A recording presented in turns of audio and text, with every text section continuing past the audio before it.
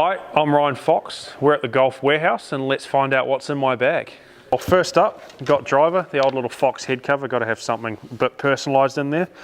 I've got the ZX5. Sorry, it's a little dirty. It's had a bit of a workout this morning.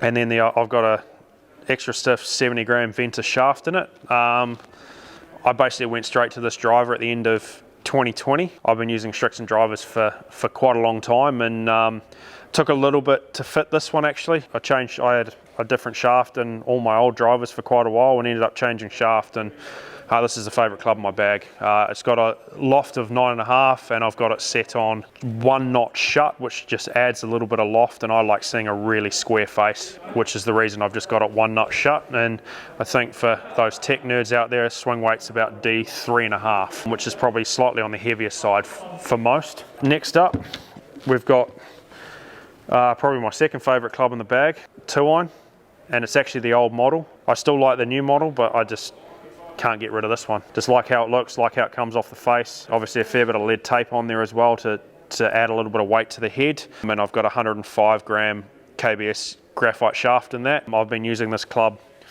as it is for probably 3, 4, maybe even 5 years now, and certainly really struggle to get it out of my bag.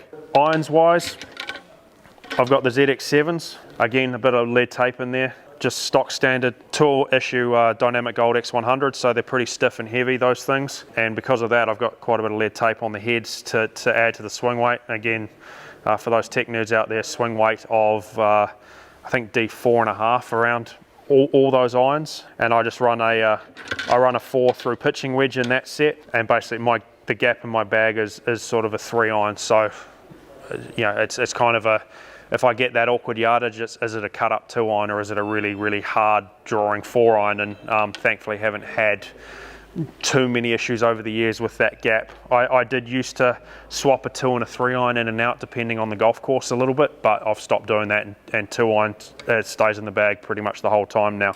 Wedges, I run a 50, a 56 and a 60 of the RTX Zip Core wedges. To get really technical, I think I've got 10 degree bounce on the 50, 10 degree bounce on the 56, and 6 degree low bounce on the 60. Again, a little bit of lead tape to add some weight in the head of that, and that's for, I think they swing weight about D6 again, which is relatively heavy. I like the feel of everything feeling really heavy. So I run an X100 shaft in the 50 because I hit that full more often than not, and then in the 56 and the 60 I run the S400 a little bit softer.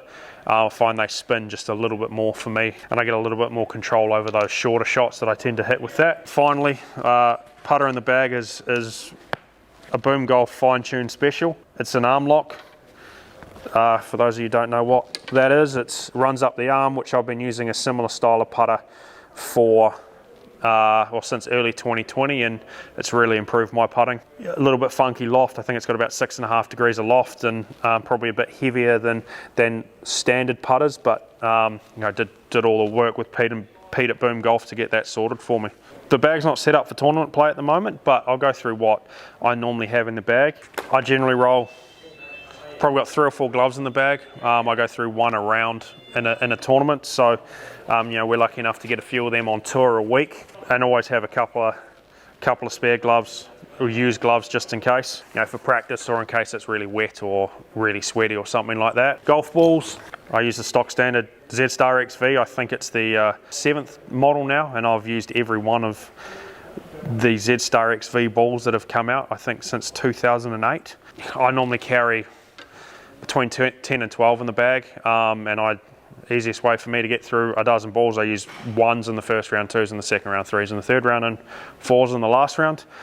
Just find that nice and easy, and you know, if I ever need to hit a provisional, then I can just go to a different number or something like that, and it makes it pretty easy to work stuff out. The other stuff, you know, the stock standard normal tees, and I mark my ball with a red line and a red dot, so I've always got a red marker in the bag. And then there's always potentially some wet weather gear in the bag, an umbrella depending on the conditions or where in the world we're playing, and you know, always chuck a little bit of food in as well. And I'm not too complicated on the golf course. It's either jerky or, you know, some muesli bars or a little bit of fruit or something like that. Tend to not eat too much on the golf course, so just top up a little bit because we're obviously out there for quite a while. And then, you know, there's some a lot of water and stuff in the bag, I tend to feel like it's a bit more important being hydrated than, you know, keeping the fuel up. That's just personally for me. I know some guys have full lunch boxes in the bag and will eat basically consistently the whole way around. That's just not me. Yeah, I don't have any real superstitions or anything that I have to have in the bag. No, probably the only thing that's a little bit superstitious maybe is the number of the ball that I use in a round, but I did that more out of that's the easiest way to get through a couple of dozen balls for the week rather than anything superstitious. I've got the Birdies for Rhinos logo on my bag, and that was started by a few friends of mine on tour, Justin Walters and Dean Burmester, both South African guys, and it's basically exactly what it says it is. Every time we make a birdie, we donate a little bit of money to try to save some rhino through a charity called Connected Conservation in South Africa. So I think there's about 20 of us in there now. Justin Rose is in there, myself, Dean Burmester, Justin, Chris Paisley. We've got a few of the LET players as well, a few Challenge Tour players, and it's pretty cool seeing what they do. We get the opportunity to go on a trip every year. Unfortunately, I missed that this year because I was at home instead of playing in South Africa, but we have a nice trophy at the end of the year for the person that's made the most birdies, and it's a little bit of competition between us, but it also, you know, it's obviously a great cause and something that, even though I didn't grow up in South Africa, I love the wildlife side of things, and we did our honeymoon in South Africa, and you know, to see what's going on over there with all the poaching and stuff's pretty sad. So something that's quite close to me and my family's heart, and just a little bit that we could do felt like the right thing. And again, Justin and Dean are two of my best mates on tour, so it was cool to be a part of.